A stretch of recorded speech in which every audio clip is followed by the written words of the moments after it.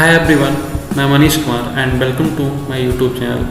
सो students, आज हम बात करने वाले GS general science. General science का एक बहुत ही इम्पॉर्टेंट टॉपिक जो कि बहुत ही अच्छा टॉपिक है, बायोलॉजी। ठीक है, बायोलॉजी में हम लोग बात करेंगे बेसिकली जियोलॉजी और बॉटनी के बारे में। सो आप लोग थंबनेल में देखा होगा ये बेसिक कॉम्पिटिटिव क्लास, यानी कि ये जो क्लास हमारी होगी ये पर्टिकुलर जीएस से रिलेटेड हमारी ये क्लास होगी, जो कि हमारे स्पेशल क्लास मतलब फिर एसएससी हो गया, रेलवे हो गया, बैंकिंग हो गया एंड बेसिक नीट फाउंडेशन के बच्चों के लिए काफ़ी बेनिफिशियल होगा। जैसा कि हम जानते हैं, अभी पिछले कुछ दिनों पहले बीएड का एग्ज़ाम हुआ था 6 जुलाई को, और उस बीएड के एग्ज़ाम में बायोलॉजी के क्वेश्चंस ने बच्चों को बहुत ही परेशान किया। उस परेशानी को देखते हुए मैं क्लास आपके सामने इंट्रोड्यूस कर रहा हूँ। आई होप कि आप ये क्लास पूरी तरह कंप्लीट करेंगे और इस नोट को बाकायदे लेक्चर को देख करके कम्प्लीटली अपना एक बेहतरीन नोट बनाएंगे, और ये नोट आपके एग्ज़ाम में अच्छे तरीके से बहुत ही बेनिफिशियली आपको लाभ देगा, क्योंकि इस नोट में आपको बायोलॉजी के नॉलेज के साथ साथ उस पॉइंट को मैं जनरल स्टडी से भी कनेक्ट करने का प्रयास करूँगा। सो अधिक बात ना करते हुए हम लोग स्टार्ट कर बायोलॉजी। देखिए, तो ये जो हमारा नोट है ये मेरा बेसिकली अपना खुद का ही जनरली पर्टिकुलर नोट है, जिसको मैं आपको खुद 1 बाय 1 एक्सप्लेन करूँगा, और इसको आप 1 बाय 1 अपने कॉपी में नोट करते हुए कंटिन्यूस बढ़ते जाएंगे। इससे आपकी एक बहुत बेहतरीन नोट प्रिपेयर हो जाएगी और आप इसमें अच्छा खासा नॉलेजेबल इंसान हो जाएंगे, जो कि आपके इंपॉर्टेंट कॉम्पिटिटिव एग्जाम में आपको काफ़ी हेल्प करेगा। सो तो स्टार्ट करते हैं हम लोग बायोलॉजी। तो बायोलॉजी को जैसे कि हम लोग जानते हैं, हम लोगों ने 11th और 12th जहाँ तक कि सब बच्चे पढ़े होंगे या जो बच्चे नहीं पढ़े हैं आगे पढ़ेंगे, क्योंकि ये क्लास पर्टिकुलर किसी का ये है कि आप बायोलॉजी के बारे में बेसिकली इम्पॉर्टेंट पॉइंट्स को सीखें और उसको काफ़ी गहराइयों में जा करके, जो कि हमारे इस कंपटीशन के ज़माने में अच्छे खासे क्वेश्चंस बनते हैं और उनको हम करते हैं। ठीक है, सो हम स्टार्ट करते हैं। तो जियोलॉजी एंड बॉटनी बांटा गया। तो सबसे पहला मुद्दा हमारा होगा जियोलॉजी को पढ़ना। जियोलॉजी पर्टिकुलर संबंधित होता है हमारे जंतु विज्ञान यानी एनिमल्स स्टडी करते हैं, और बॉटनी के अंदर हम लोग पर्टिकुलर प्लांट्स के बारे में स्टडी करते हैं। तो कंपटीशन में पर्टिकुलर देखा जाए तो हमको जियोलॉजी से मैक्सिमम 80% to 85% क्वेश्चंस बनते हैं एंड बॉटनी से अप्रॉक्स 20% क्वेश्चंस बनते हैं। ठीक है, सो तो बायोलॉजी की बात करें तो बायोलॉजी जो है बॉयस प्लस लॉजियस नामक 2 वर्ड से मिलकर बना, जो कि ग्रीक वर्ड होता है, और इसकी जो मीनिंग होती है लिविंग एंड स्टडी, यानी कि लिविंग एंड स्टडी। तो इन दोनों के मीनिंग को देखते हुए हमें ये ध्यान होता है कि अगर हम देखें तो बायोलॉजी का मतलब क्या होता है, स्टडी ऑफ लिविंग। क्या बोला मैंने? Study of living is called the biology. यानी स्टडी यानी कि जो हम जिंदगी यानी जो एक प्रकार का लाइफ स्टाइल जी रहे हैं, या उस लाइफ स्टाइल को जीने के लिए जिस प्रकार के पर्टिकुलर चीज़ों को हम लोग फॉलो करते हैं, उसकी स्टडी को हम लोग क्या बोलते हैं? बायोलॉजी बोलते हैं। अब सबसे बड़ी बात आती है कि मैंने बोला लिविंग, कि लिविंग का मीनिंग क्या होता है? तो लिविंग हम किसे कहेंगे उसको बताने के लिए यहाँ पर देखिए पर्टिकुलर मैंने प्रॉपर्टीज़ के बारे में बताया है। लिविंग बॉडी की क्या क्या प्रॉपर्टीज होती है, किन बॉडी को हम लिविंग बोलेंगे और किन बॉडी को हम लिविंग नहीं बोलेंगे, उसके बारे में बात करते हैं। तो देखिए यहाँ पर 5 पॉइंट दिए गए हैं आपका। पहला पॉइंट होता है रिस्पिरेशन, इट मीन्स श्वसन। क्योंकि ये नोट पर्टिकुलर हिंदी मीडियम हो या इंग्लिश मीडियम हो, सभी के लिए बेनिफिशियल होगा। यहाँ पर आपको दोनों प्रकार के पॉइंट ऑफ व्यू मिलेंगे। ठीक है, और आज मैं केवल इंट्रोडक्शन बात करूँगा कि हम लोग आने वाले वीडियोज़ में क्या पढ़ेंगे और हमारे इस टॉपिक के अंदर क्या क्या चीज़ें हमें मिलने वाली हैं। तो हम बात कर रहे थे प्रॉपर्टीज ऑफ लिविंग बॉडी, यानी कि लिविंग बॉडी की बेसिक प्रॉपर्टीज है क्या। तो सबसे पहली प्रॉपर्टीज हम लिविंग उन्हें बोलेंगे जो क्या करते हो, रेस्पिरेशन करते हो, यानी कि श्वसन सांस लेते हो, जैसे कि एक ह्यूमन लेता है, एक प्लांट लेता है। सेकेंड पॉइंट आता है न्यूट्रिएंट मतलब क्या, कि हमारा कोई ना कोई भोजन हम करते हैं, पोषण के बारे में बात करते हैं। लिविंग बॉडी उसे बोलेंगे जो मूवमेंट करता हो, जिसके अंदर ग्रोथ हो, जो रिप्रोडक्शन करता हो। यानी अगर ये 5 प्रॉपर्टी जिस किसी बॉडी के अंदर मिलती है, उस बॉडी को हम लोग क्या बोलेंगे? कंप्लीटली एक लिविंग बॉडी बोलेंगे। और इस लिविंग बॉडी का अध्ययन करना ही हमारा क्या होता है? बायोलॉजी के अंदर आता है।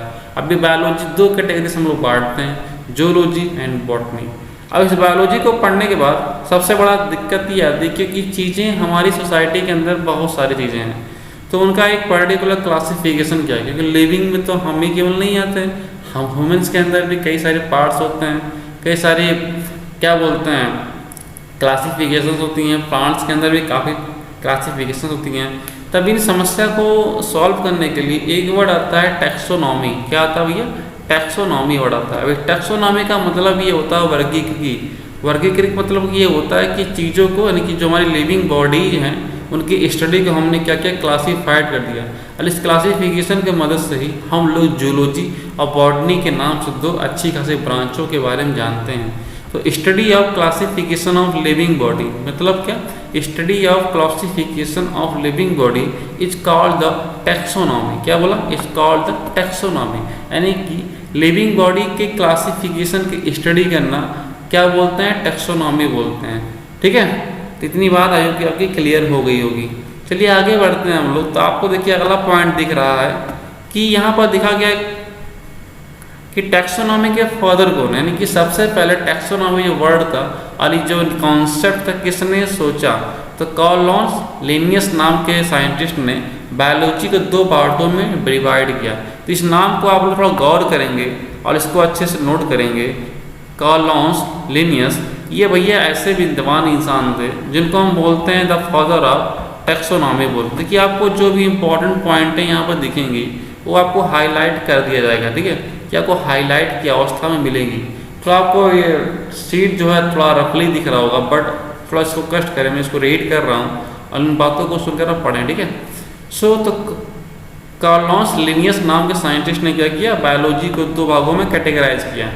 ठीक है, और उन्होंने ये जो चीज़ मैं बोल रहा हूँ मैं ऐसे नहीं बोल रहा हूँ, उन्होंने अच्छे बाकायदे एक पुस्तक लिखी थी, इसको हम लोग बोलते हैं सिस्टेमा नेचुरा बोलते हैं। क्या बोलते हैं? सिस्टेमा नेचुरा बोलते हैं। इस सिस्टेमा नेचुरा के अंदर ही हमें ये चीज़ें मिलती हैं कि कार्ल लिनियस ने बायोलॉजी को दो पार्टों में डिवाइड किया। जिससे कि हम एक पढ़ते हैं प्लांट्स के बारे में और एक पढ़ते हैं एनिमल्स के बारे में। प्लांट्स के पार्ट को हम लोग पढ़ते हैं बॉटनी के अंदर और एनिमल्स के पार्ट को पढ़ते हैं जूलॉजी के अंदर। ये चीज़ें आपको अच्छे तरीके से पता होंगी। क्या बट आपको पता था कि टैक्सोनॉमी एक प्रकार का एक खुद का अपना एक ब्रांड है, अपना एक खुद का एक फील्ड है। इसके फादर कौन से हैं? कार्ल लिनियस, इसको हम टैक्सोनॉमी बोलते हैं। ठीक, आइए कितनी बातें क्लियर हो गई होंगी आपको। चलिए कुछ देखिए, यहाँ पर कुछ फादर्स के नाम दिए गए हैं। अब बात करें बायोलॉजी शब्द का सबसे पहले प्रयोग किसने किया? बताइए आप लोग, सबसे पहले बायोलॉजी शब्द का प्रयोग किसने किया? तो कुछ लोग बताएंगे अरिस्टो ने किया, कुछ लोग बताएंगे डार्विन ने किया। नहीं, ऐसी बात नहीं है। सबसे पहले बायोलॉजी शब्द का प्रयोग जो था लामार्क ने किया था। किसने किया था? लामार्क ने किया था। बट इन्हें हम फादर नहीं बोलते हैं। अगर देखा जाए तो बायोलॉजी के जो फादर थे वो होते हैं एरिस्टोटल। तो यहाँ पर कुछ इंपॉर्टेंट पॉइंट दी गई हैं जो कि आपके जीके के पॉइंट ऑफ व्यू से इंपॉर्टेंट है। तो पहला पॉइंट आपका आता है बायोलॉजी शब्द का प्रयोग सबसे पहले लामार्क ने किया था। द फादर ऑफ बायोलॉजी जो कि हम जानते हैं एरिस्टोटल हैं। अरिस्टो को हम लोग क्या बोलते हैं? फादर ऑफ बायोलॉजी बोलते हैं।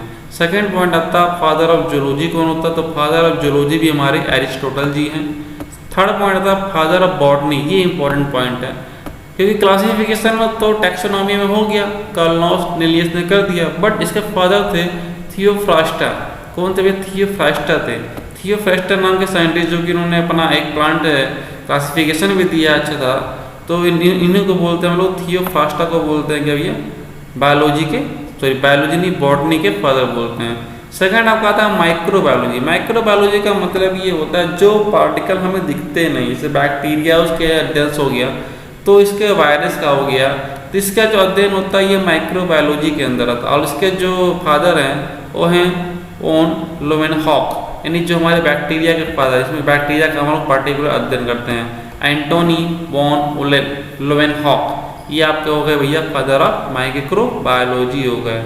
ठीक है, सेकंड आपका आता है मेडिकल साइंस। जरा बताइए आप लोग मेडिकल साइंस के फादर कौन है? हिप्पोक्रेटस। हिप्पोक्रेटस को हम लोग क्या बोलते हैं? मेडिकल साइंस के फादर बोलते हैं। क्या बोलते हैं बच्चा लोग? मेडिकल साइंस के जो फादर हमारे हैं हिप्पोक्रेटस को हम लोग मेडिकल साइंस के फादर बोलते हैं। तो इसको आप लोग अच्छे से नोट करिएगा और इसको रिवाइज करते रहिएगा और देखते रहिएगा। ठीक है, आई होप कि आपको ये सब चीज़ें क्लियर हो गई होंगी कि the father of biology Aristotle, the father of zoology Aristotle को ही बोला गया है। सबसे पहले लामार्क ने ही बायोलॉजी शब्द का यूज किया था। एंड बॉटनी के जो फादर हैं थियोफ्रास्टा हैं, एंड माइक्रोबायोलॉजी के एंटोनी लोवेनहॉक जिन्होंने वायरस की खोज की थी, उनको माना जाता है।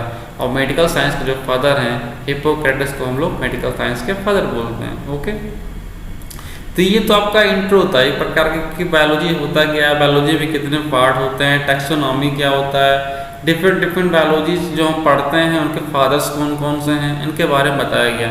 अब बात थोड़ा कर लेते हैं सिलेबस। हम लोग क्या नेक्स्ट जो हमारा वीडियो आने वाला है पार्ट 2 जो कि हमारा होगा न्यूट्रिएंट होगा, अकॉर्डिंग टू सिलेबस हम लोग वर्क करेंगे। तो सबसे पहला टॉपिक हमारा आएगा न्यूट्रिएंट। न्यूट्रिएंट के हम लोग पढ़ेंगे कि पोषण हमारी जो हमें हस्त पुष्ट रहने के लिए क्या क्या भोजन करना चाहिए, क्या क्या खाना चाहिए, ये आपका न्यूट्रिएंट के अंदर आएगा। सेकंड हमारा आएगा जब भोजन कर लेंगे तो उसे डाइजेस्ट करना होगा, तो डाइजेस्टिव सिस्टम के बारे में पढ़ेंगे। तो सबसे पहला जो हमारा सिलेबस होगा न्यूट्रिएंट सिलेबस होगा, क्योंकि जो न्यूट्रिएंट टॉपिक है ये भी बहुत ही लंबा चौड़ा टॉपिक है और इसको काफ़ी हम लोग कम से कम 2 से 3 वीडियो के अंदर पढ़ेंगे, ठीक है।